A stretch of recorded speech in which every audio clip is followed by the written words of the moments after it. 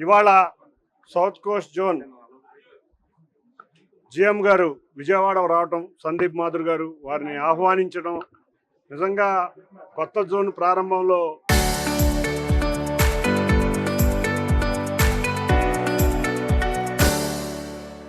వారు మొత్తం జోన్లో ఉన్న అన్ని రీజనల్ని సందర్శించి సమస్యలను తెలుసుకుని ఏమేమి సమస్యలు, ఇబ్బందికరమైన సమస్యలు ఉన్నాయో వాటిని పరిష్కరించే విధంగా వారు వాళ్ళ అన్ని చోట్ల తిరగటం, అందులో సందర్భంగా విజయవాడ రావడం, వారిని విజయవాడ దగ్గర ఉన్న సమస్యలన్నీ వారి దృష్టికి తీసుకువెళ్ళటం జరిగింది.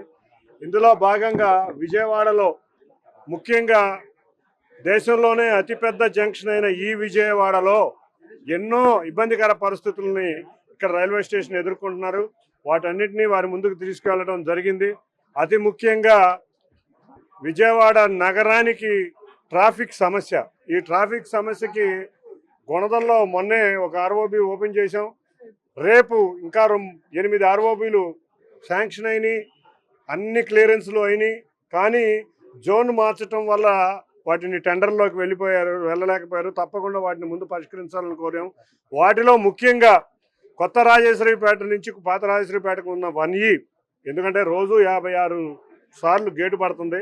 అన్నిటికన్నా ఎర్రకట్ట వంతెన, కేఎల్రావు వంతెన అనే మనం ఎర్రకట్ట వంతెన సుమారుగా 40 సంవత్సరాలు కట్టిన వంతెన్ని తూర్పు సెంట్రల్ నియోజకవర్గం, పశ్చిమ నియోజకవర్గానికి ఇంపార్టెంట్ వంతెన అది.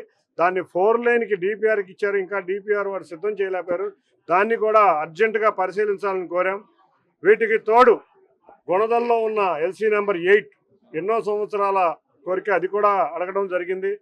వీటితో పాటు విజయవాడ రైల్వే స్టేషన్ ఇది పీపీపీ మోడల్లో ఇప్పటికి 3 సార్లు టెండర్లు వేసినా ఎవ్వరూ కూడా రావడం జరగలేదు.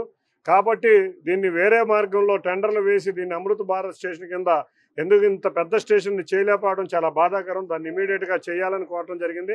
అది కూడా మేము కేంద్ర మంత్రిని పార్లమెంటు సమయంలో కలిసి వాళ్ళకి కూడా ఈ స్టేషన్ గురించి విన్నవించుకోబోతున్నాం. అందరం ఎంపీలం కూడా రేపు సోమవారం కేంద్ర మంత్రి, రైల్వే మంత్రి గారిని సోమవారం కానీ మంగళవారం కానీ టైం ఇస్తామన్నారు. వారిని కలిసి ఈ ప్రాంత విజయవాడ నుంచి బెంగళూరు ఈ ట్రైను చాలా ఇంపార్టెంటు. కాబట్టి విజయవాడ బెంగళూరుని మనం వయా నరసరాపేట, రాయలసీమలో ఉన్న నంద్యాల, కర్నూలు, అనంతపూర్, గుత్తి, హిందూపూర్, బెంగళూరు కలిసే విధంగా మనకు ఒక ట్రైన్ ఇమ్మని అడుగుతుంది జరిగింది. దాన్ని కూడా కేంద్ర మంత్రి వారికి తీసుకుని అందరం ఎంపీలు కూడా వెళ్ళి అడుగుదామని. ఎందుకంటే ఎంతోమంది రాజధాని ప్రాంతం, అమరావతి ప్రాంతమైన ఈ విజయవాడకు వస్తూ ఉంటారు, ఎంతోమంది విద్యార్థులు వస్తూ ఉంటారు. అన్నిటికన్నా ముఖ్యంగా ఈ ట్రైన్ ఉంటే ఇక్కడ ఎంతో వ్యాపార వర్గాలు అన్ని రాష్ట్రాల నుంచి కూడా అన్ని రాయలసీమ ప్రాంతాలకి ట్రైన్ ఉపయోగపడుతుంది కాబట్టి అది కూడా అడగడం జరిగింది. వీటిలన్నింటినీ కూడా అతి త్వరలో పరిశీలించి అందరి ఎంపీలతో కూడా ఒక మీటింగ్ ఏర్పాటు చేస్తామని వారు తెలియజేశారు.